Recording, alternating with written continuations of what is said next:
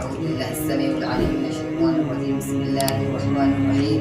إن الحمد لله نحمده ونستعينه ونستغفره ونعوذ بالله من شرور أنفسنا ومن سيئات أعمالنا.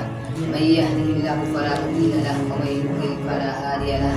وأشهد أن لا إله إلا الله وحده لا شريك له وأشهد أن محمدا عبده ورسوله. يا أيها الذين آمنوا اتقوا الله حق تقاته ولا تموتن إلا وأنتم مسلمون. يا أيها الذين آمنوا اتقوا الله وقولوا قولا سديدا يصلح لكم أعمالكم ويغفر لكم ذنوبكم ومن يطع الله ورسوله فقد فاز فوزا عظيما. أما بعد، السلام عليكم ورحمة الله وبركاته. Mungkin kita magana akan shine mulkin Qur'ani, wato mulizamcin Qur'ani.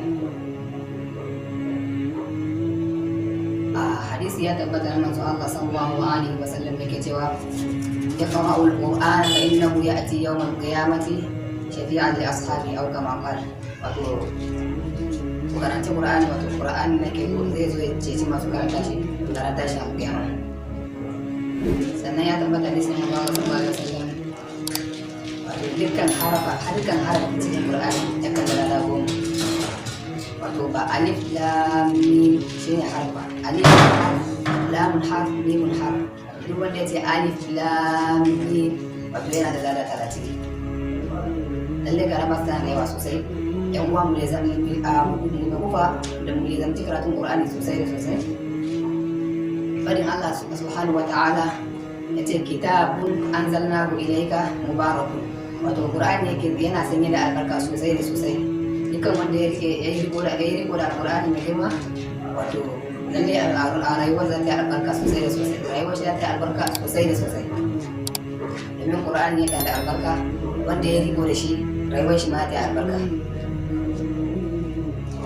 A farin Allah subhanahu wa ta'ala cikin suratul Yunus, Allah na cewa ya ayyuhan nasu qad ja'atkum maw'izatun min rabbikum وشفاء لما في الصدور وهدى ورحمة للمؤمنين. wato ya mutane wanda ja'atkum maw'izatun min rabbikum, wato lalle wa'azi tunatarwa ya zo muku daga ubangijinku. Wa shifa'u lima fi sudur, sanan da kuma waraka, wato waraka ta zuciya. Wato alqur'ani waraka ne a zuciya, waraka ne tutuka da zuciya. Domin Allah subhanahu wa ta'ala yana cewa wa dhakkir fa inna dhikra tanfa'ul mu'minin. Wato tunatarwa wato tana wa amfani wa mu'minai. Domin kuma Qur'ani yana da amfani, yana wato cire datti na zuciyar mutum. Yawan ta karanta Qur'ani da yawan da kai shi kan sa mutum wato ya zama mutumin kirki. Domin a fara ta dabbarun Qur'an, mutum wato shin ba za ku wato tadabburi akan Qur'ani mai girma ba. Wato tadabburi yana sanya lura game da ayoyin Allah subhanahu wa ta'ala. Wato zuciyar da yake Allah ta wanku zai zama nagartaccen mutum idan ga Allah subhanahu wa ta'ala. Sannan hatta tashin alƙiyama to kowace ibada ana tsaya ta, amma ba da karatu alƙur'ani mai girma.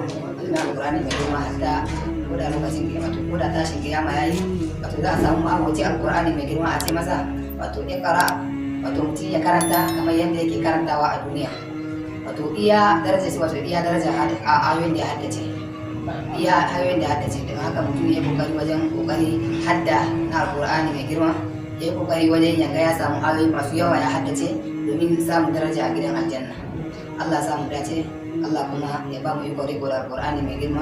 Assalamu alaikum wa rahmatullahi wa barakatuh.